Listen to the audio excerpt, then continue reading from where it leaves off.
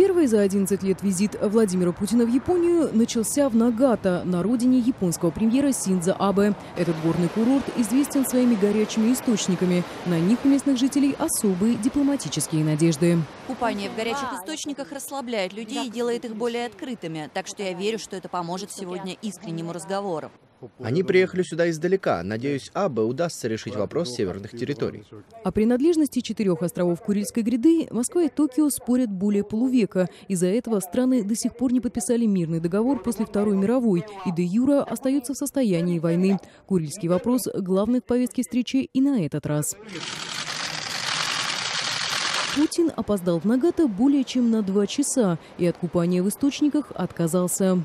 В которых, как вы сказали, можно отдохнуть. Но лучше сильно не уставать.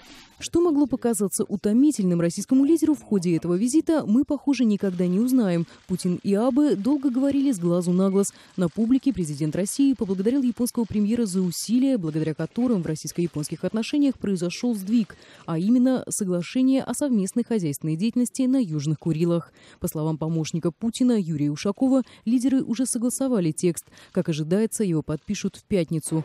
Хозяйствовать будут по российским законам, подчеркнул Ушаков.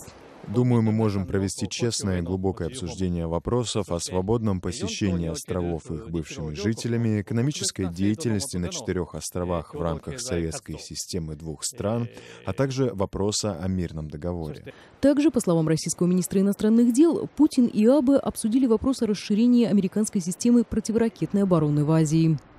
Нам показалось, что японские коллеги лучше стали понимать российские озабоченности в этой связи.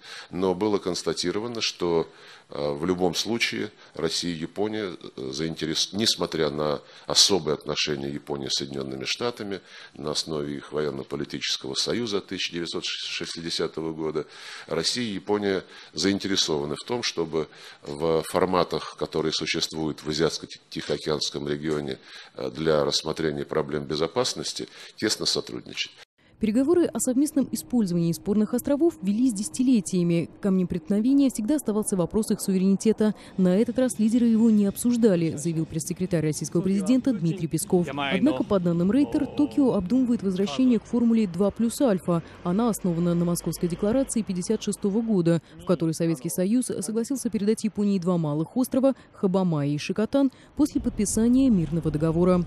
Что в этой формуле означает альфа, в Москве и Токио понимают по-разному. Япония рассчитывает на передачу суверенитета и над 2 крупными островами. Россия подразумевает другие уступки без передачи суверенитета, например, создание общей экономической зоны.